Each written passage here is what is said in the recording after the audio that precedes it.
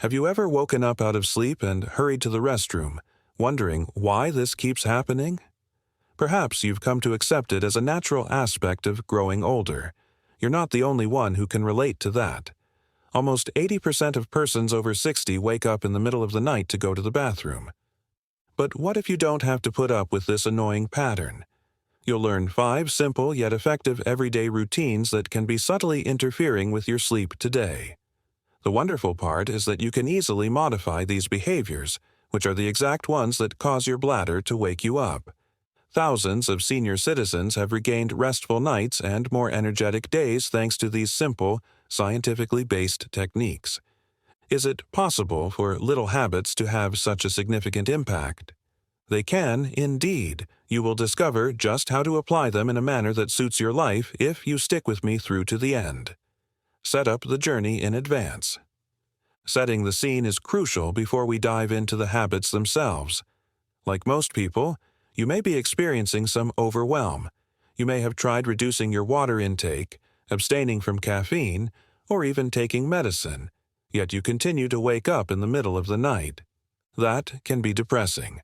However, you should be aware of this.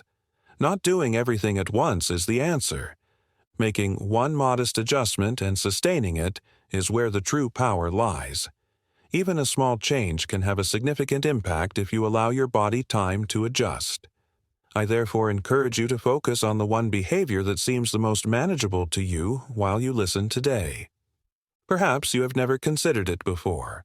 Perhaps you have tried it, but not in the manner I will explain. In any case, start with just one item. From there, you can always build. To keep track of the ideas you try and the improvements in your sleep over the next week or two, you might wish to keep a notepad or open your Notes app. The speed at which your nights start to change may surprise you. Are you prepared to make the initial tiny move? Now, let's discuss habit number 1. First habit, curfew in liquid form. Let's start with one of the most frequent, yet misinterpreted causes of overnight toilet breaks. Consuming beverages too soon before bed.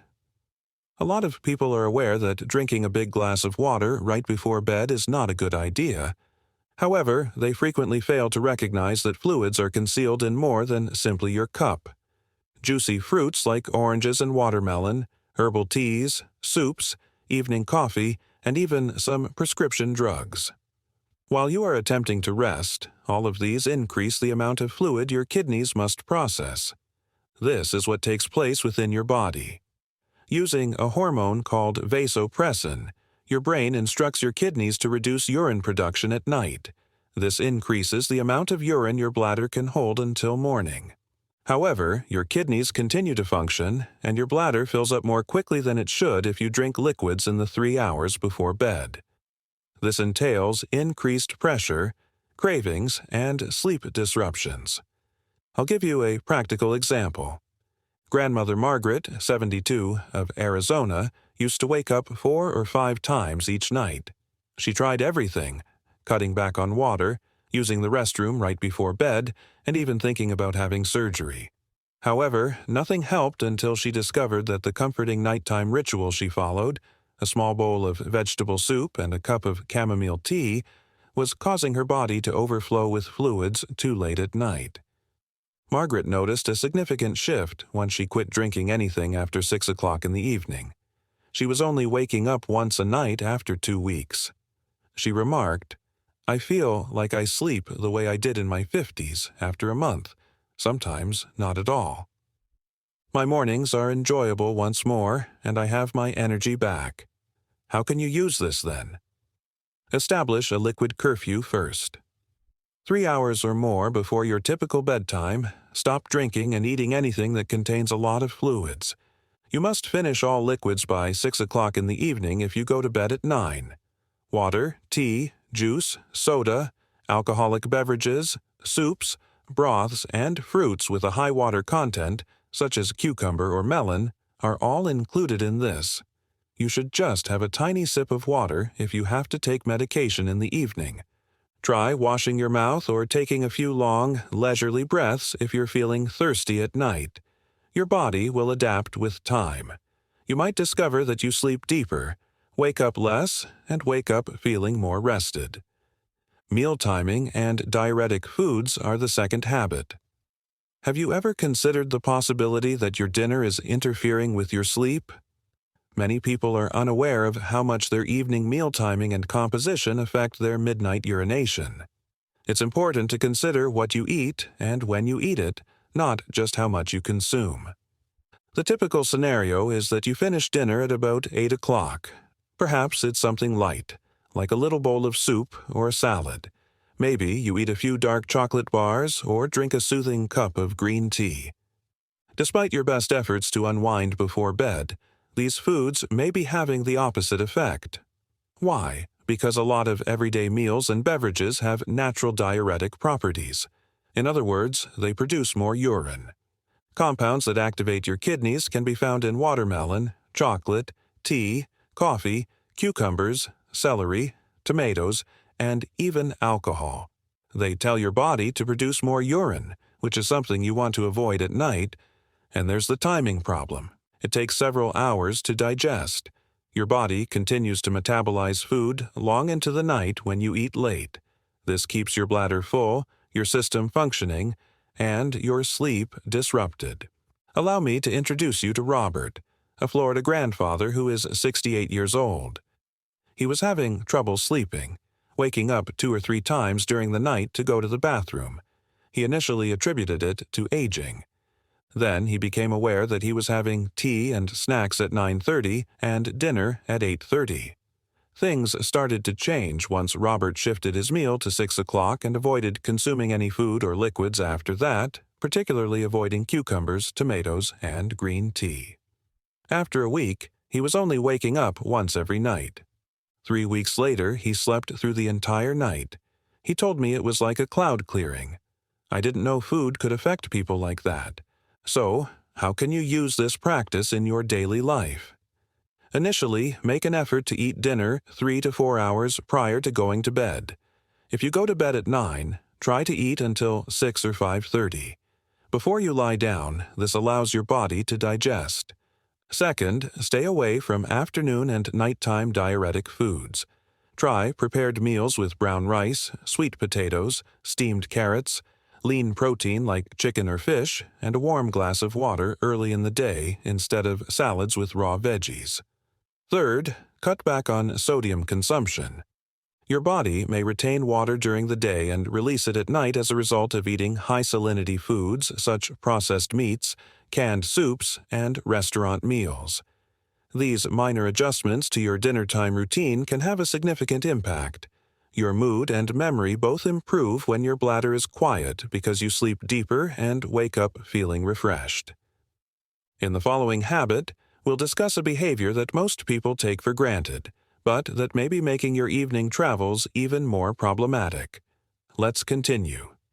The third habit is to urinate in case you need to. Have you ever used the restroom right before bed, just in case, rather than because you had to? Many individuals do it without giving it any thought. The concept is straightforward.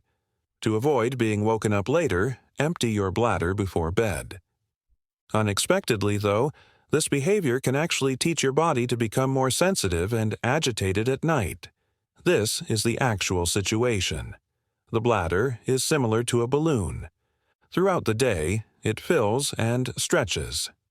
It signals to your brain that it's time to leave when it reaches a specific point. However, you may train it to send that signal earlier and earlier if you frequently use the restroom before your bladder is full. Over time, your bladder may only store 100 or 150 milliliters instead of the typical 300 to 500, training it to anticipate a bathroom trip while it is only partially full. Doctors refer to this as decreased bladder capacity. And even when your bladder isn't really full at night, it means you'll have more cravings. Allow me to introduce you to Susan, a Chicago-based retired educator who is 65 years old. Even though she didn't feel the urge, she would always use the restroom before bed.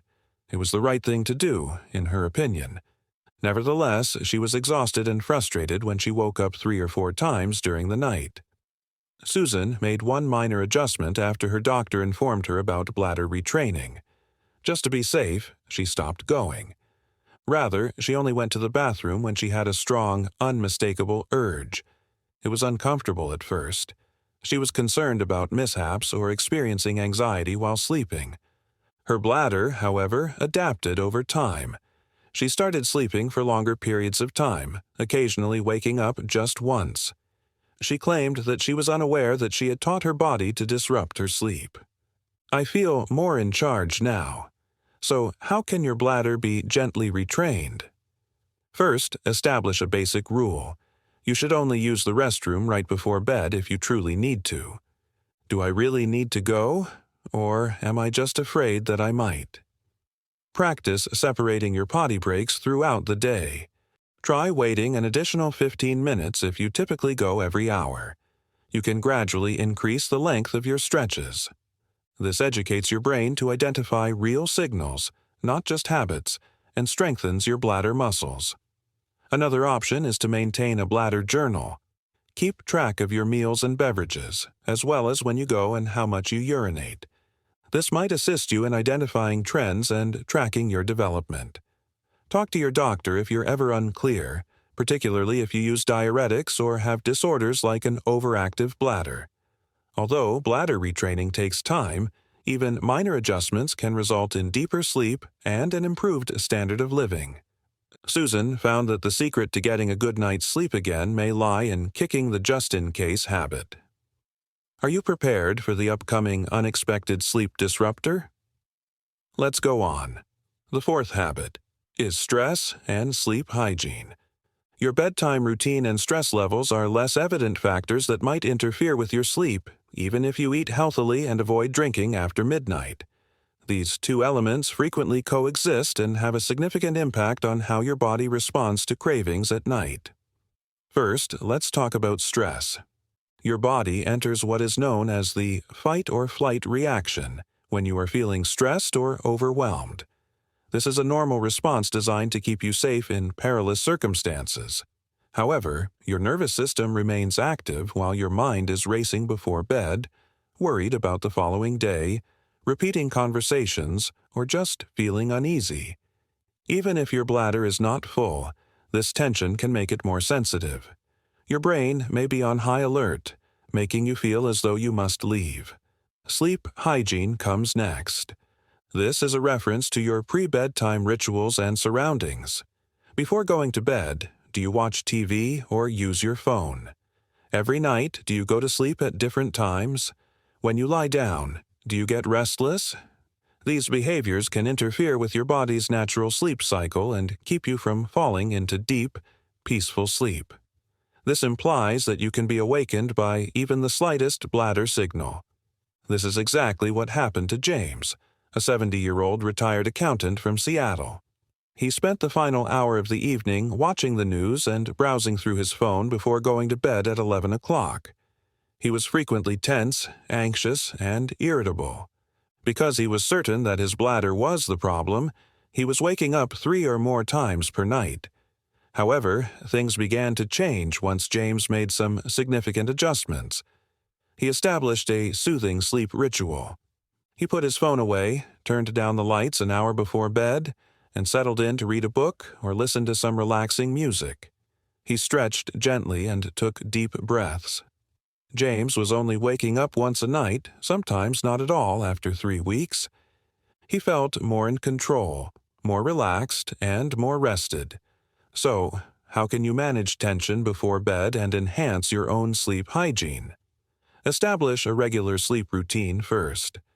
Even on the weekends, make sure you go to bed and wake up at the same time every day.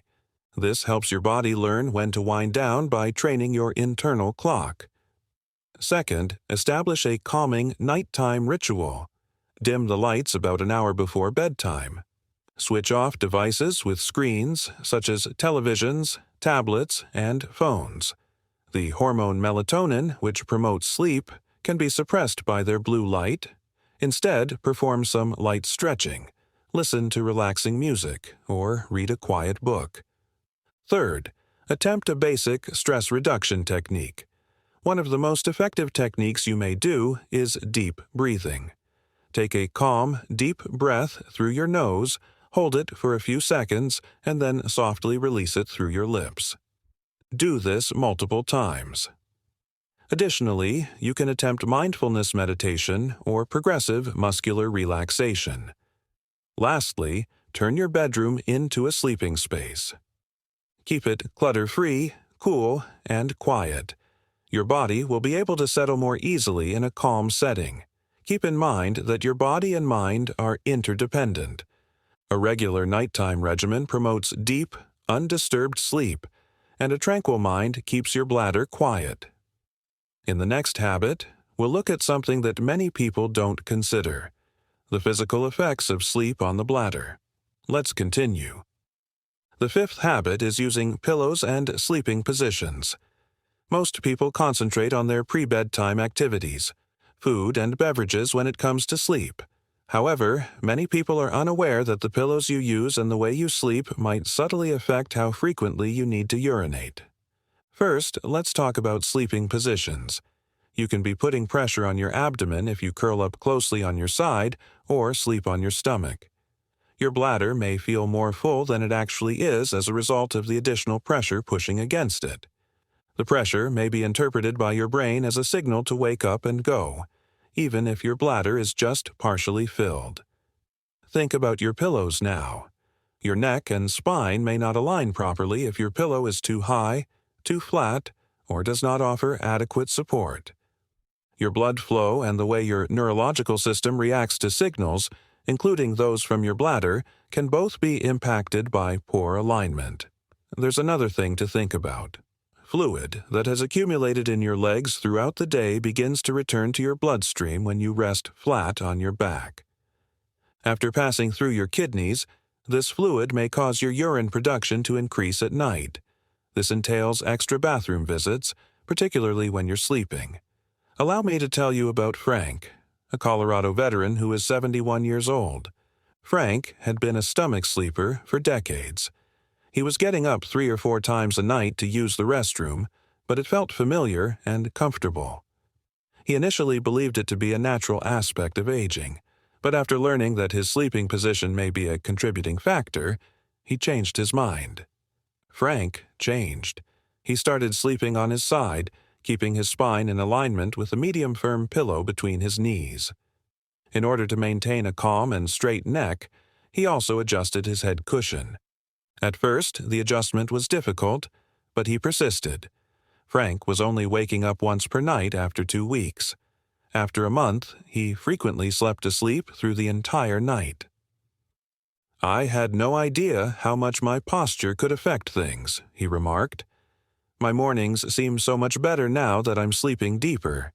Here are some pointers if you would like to give this a try. Start by trying to sleep on your side, ideally the left side. This posture eases the strain on your organs and promotes healthy blood flow. Second, put a pillow between your knees that is moderately firm. This can ease tension and enhance circulation by keeping your hips and spine in alignment. Third, select a pillow that maintains the neutral posture of your head and neck, neither too high nor too low. Both comfort and bladder signals may be impacted if your neck bends forward or your chin tucks downward. Start slowly if you have problems shifting your sleeping position. To help you stay in place additional pillows in front of your body or behind your back. For additional support, consider using a body pillow. Consult your physician or physical therapist about the best sleep aids or cushions for you if you have pain or mobility issues. Your sleeping posture may seem like a little factor, but it can significantly affect how comfortable and well you sleep. Like Frank, you may find that making a few small adjustments improves your morning mood and reduces the number of times you wake up. We'll look at one last behavior that might surprise you next. Let's go on. Sleepwear and room temperature make up habit number 6. You might be surprised by this next habit. It is entirely related to how efficiently your body controls itself at night, but it has nothing to do with your bladder specifically. The clothes you wear to sleep and the temperature of your bedroom can have a significant impact on how frequently you need to use the restroom. Let's discuss how your body functions when you sleep. Your core temperature naturally decreases at night. This cooling aids in the release of the hormone vasopressin from your brain. Vasopressin instructs your kidneys to reduce urine production so that you can sleep uninterrupted for longer. Here's the catch, though. Your body cannot adequately cool down if your bedroom is too hot or if you are wearing heavy, non-breathable pajamas. This implies that your kidneys remain functioning and that less vasopressin is secreted. Urine production and bathroom visits increase as a result. Vasodilation is the term for the expansion of your blood vessels brought on by heat. As a result, your kidneys filter out more fluid, and more fluid enters your bloodstream. To put it another way, if you sleep too warm, your body can mistake it for daylight. Even on warm nights, 69-year-old Eleanor, a retired Florida schoolteacher, would sleep in flannel pajamas with thick blankets. She liked being warm and secure. However, she was sweating profusely and frantically needing to use the restroom, waking up 4 or 5 times a night. She made a few easy adjustments after discovering the connection between nocturnal urine and sleep temperature. She changed out her pajamas with breathable cotton and adjusted the temperature in her bedroom to 65 degrees Fahrenheit. She also switched to lighter natural textiles for her bedding. Eleanor's overnight excursions decreased to 2 in a week. She was sleeping through the night more often by the end of the month. She claimed that although I found the warmth to be reassuring, the cool air helped me fall back asleep. Here are some steps you can follow if you want to do this at home. First, try to maintain a temperature of 64 to 68 degrees Fahrenheit in your bedroom. For the majority of people, this range is optimal for preserving sound sleep patterns. Second, pick breathable, light sleepwear. Your body can release heat and remain comfortable when wearing natural materials like linen, cotton, or bamboo. Unless the room is extremely cold, stay away from bulky textiles like flannel or fleece. Third, make your bedding layered. Use lightweight blankets that you may quickly add or remove throughout the night in place of a single, bulky comforter. You have more control over your sleeping environment as a result. Try using a silent fan or opening a window to move air around if air conditioning is not an option. Your body will automatically cool down if there is even a slight breeze. Additionally, pay attention to drugs that alter body temperature. Consult your doctor about safe ways to deal with side effects if you take medications that make you feel hot or chilly or cause night sweats. Your body needs a cool, peaceful setting to rest and recover, even though this practice might not seem like much. Changing your jammies and regulating the temperature of your room will help you sleep better, have fewer disruptions, and wake up with more energy. Just like Eleanor did. After discussing each of the 6 behaviors, let's tie everything together and go over what we have discovered. Bringing everything together, a thorough review, and the next course of action. Let's pause for a moment to think after going over each of the 6 effective behaviors. It can be annoying, draining, and lonely if you have to get out of bed once, twice, or even 5 times a night to use the restroom. The good news is that your body is in good condition. Frequently, it is just reacting to minor patterns that are easily and naturally altered. Let's go over what we discussed in brief. The first habit concerned establishing a liquid curfew. For a calmer night's sleep, stop drinking all liquids, including foods high in water, at least 3 hours before bed. The second habit demonstrated the diuretic effects of meal timing and specific foods such as chocolate, tea, cucumbers, and tomatoes. Choosing sleep-friendly foods and eating earlier can help you feel less rushed at night.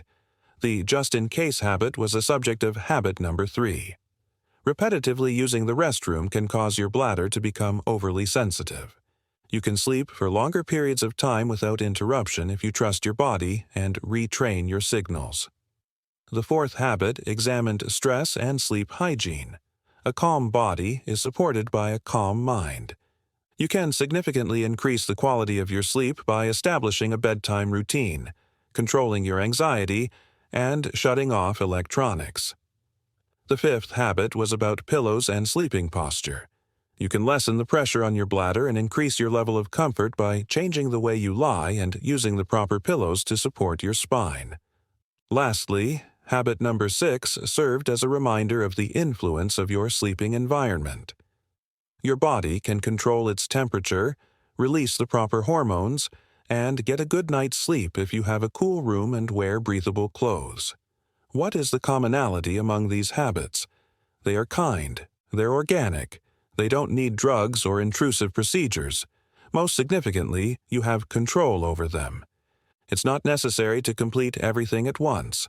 For a week, try the habit that feels the easiest. Jot down your observations. Next, include another. Your body will react. I've witnessed this change in a lot of people. Eleanor, Frank, James, Susan, Margaret, and Robert. One by one, they each made minor adjustments. They now feel stronger, sleep better, and wake up happier and more energized. You are also deserving. Please take a moment to share this video with a friend or loved one who might be experiencing difficulties with nighttime bathroom breaks if you found it useful. Tell me which habit you are most eager to try in the comments section below. I read every single message. Thank you for spending your valuable time with me today. Remember, restful nights are not a thing of the past. They are possible again, starting with one small step. Until next time, take care of yourself with kindness and confidence. You are not alone, and you are more capable than you know.